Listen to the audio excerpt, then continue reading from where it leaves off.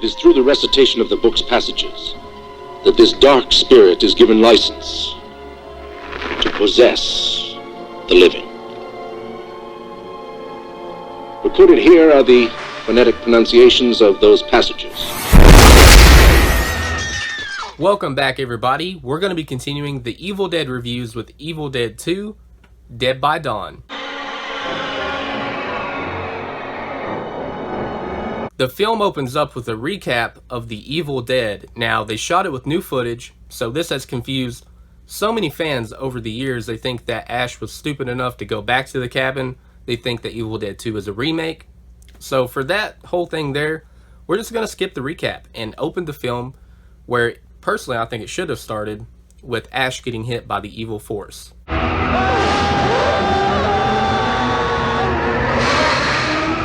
The evil force throws Ash through the woods and it possesses him. But we find out that vampires aren't the only ones that don't like sunlight.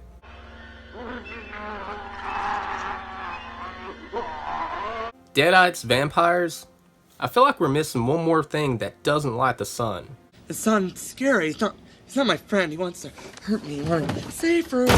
Ash wakes up and he decides that he is getting the hell out of there. But the bridge is out, the sun goes down quickly, and the evil force starts to chase Ash. He finally makes it to the cabin and he tries to evade the evil force.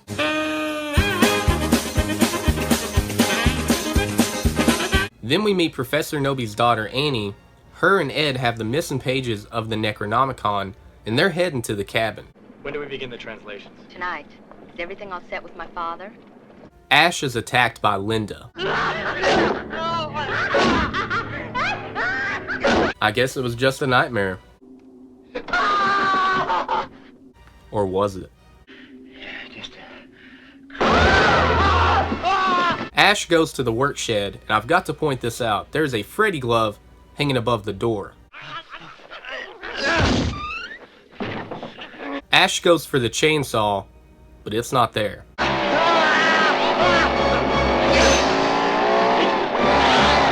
Ash dismembers Linda. Ash tries to calm himself down by looking into the mirror and saying, "I'm fine." I don't think so. He chopped up his girlfriend. His reflection's talking to him. What else could go wrong?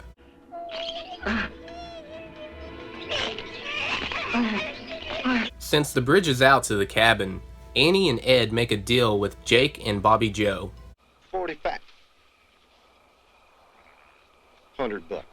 Back at the cabin, Ash is having a hard time handling the situation.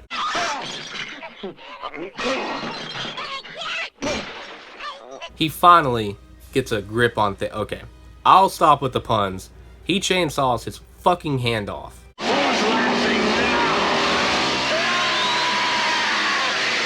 He puts his severed hand under a bucket with some books on top, but it escapes. Son of a... After a pretty well fought battle between Ash and the severed hand, he finally shoots it. Gotcha, didn't I, you little sucker? Things in the cabin start to laugh at Ash, but you know what they say, laughter is contagious.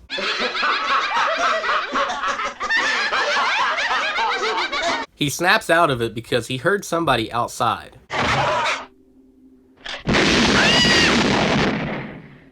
Ash gets knocked out by Jake, and Annie sees the bloody chainsaw on the ground. What the hell did you do? They decide to throw Ash in the cellar. They listen to Professor Nobi's tape, and it is revealed that Annie's mother, Henrietta, was killed and buried in the cellar. Floor of the fruit cellar. Jake saves Ash at the last second, and they fight to keep Henrietta down in the cellar. Henrietta tries to trick Annie, and when that doesn't work, Ed pops up, and he's possessed. Jake tries to stop Ed. Ooh, that's gonna hurt in the morning. Ash dismembers Ed.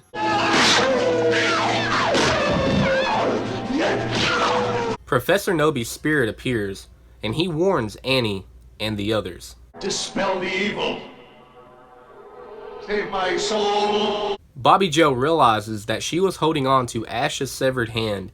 She is so frightened that she runs out of the cabin, goes into the woods, and we all know what happens next.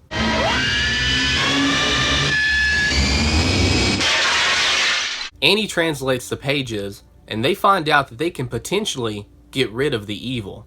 And the physical manifestation of this dark spirit can be forced back into the rift. But Jake takes the pages, throws them into the cellar, and forces Ash and Annie to go into the woods and help him find Bobby Joe. You're nuts, I said. You stupid fool! Ash becomes possessed again. Annie goes back into the cabin.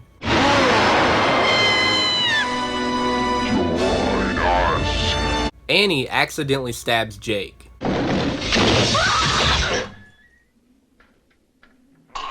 She drags him next to the cellar, but Henrietta pops up.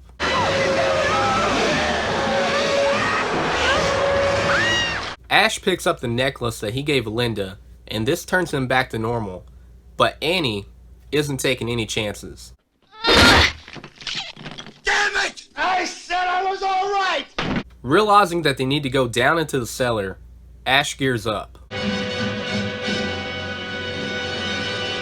Groovy. As Ash is finding the pages, we see the remains of Jake. After finding all of the missing pages, Ash throws them up to Annie, and as he's heading back up from the cellar, this happens. Annie is being attacked by Henrietta, but Ash rises from the cellar.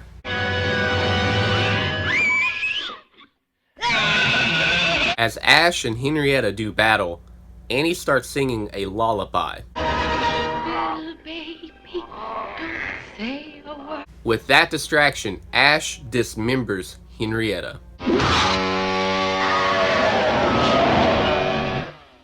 But she has a few last words. Swallow this. The first half of the passage worked, but as Annie is reading the second half, she gets stabbed in the back.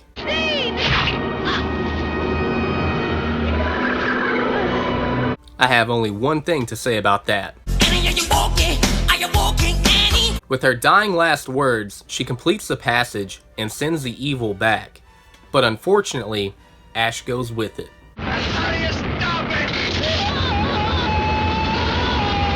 That was Evil Dead 2, Dead by Dawn. Now, I feel like this is like the reverse of the original. Not to the point where this doesn't have any kind of horror in it, because it definitely has a lot of those elements, but there's a lot more comedy. But it's not just straight up the Return of the Living Dead 2 type of comedy, where it outweighs the horror. It's a good balance. To me, it reminds me of the Return of the Living Dead and Shaun of the Dead, which those two are two of my favorite zombie films of all time. The recap at the beginning of the movie I think is completely unnecessary. I understand why they had to put that in there. It's new footage, and that's why it's confused a lot of people over the years. They could not get the rights to the first Evil Dead movie. A lot of people think it's a remake. It is not, because if you do this right here, this is how you watch Evil Dead and Evil Dead 2 back to back the right way. You take when, Ash gets hit by the evil force at the end of the Evil Dead, and you just pretty much splice it to the point in Evil Dead 2 where he gets hit. And there you go, you got your continuation. And if you want to argue with me, you can. But can you argue with the king himself? And there's an odd thing about Evil Dead 2. There's a weird little trivia in that people think that Ash, the character Ash, was stupid enough to go back to the cabin with a new group of friends. Because the way it was retold, we didn't own the rights to our own movie that was done by New Line Cinema. The second movie was done by Dino De Laurentiis. Well, we didn't have the rights. We couldn't get the rights to our own movie, which is the most ridiculous thing ever. So we just shot a recap with different actors as though that was the recap, but people thought, What's with all, he's coming back to the same cabin with these new people? What? I love the fact that Bruce Campbell basically carries the first 30 minutes of this movie. There is a few exceptions where they do cut away to the new characters very briefly, but for the majority of the first half of the movie, it is nothing but Bruce Campbell, and he is so entertaining. This is for the broken window. What broken window? I have to talk about how different Ash is in this movie than he was in The Evil Dead. In The Evil Dead, he got took out by bookshelves and didn't do much until the last act of the movie. In this movie, he actually takes charge and he is heroic. Swallow this. You get the addition of a few new characters. You've got Annie, who I think is the only competent one other than Ash. You've got Ed, Bobby Joe, and Jake. All play their part really good. Well acted. The effects are really good. I think it's a fucking great time, and I highly recommend Evil Dead 2.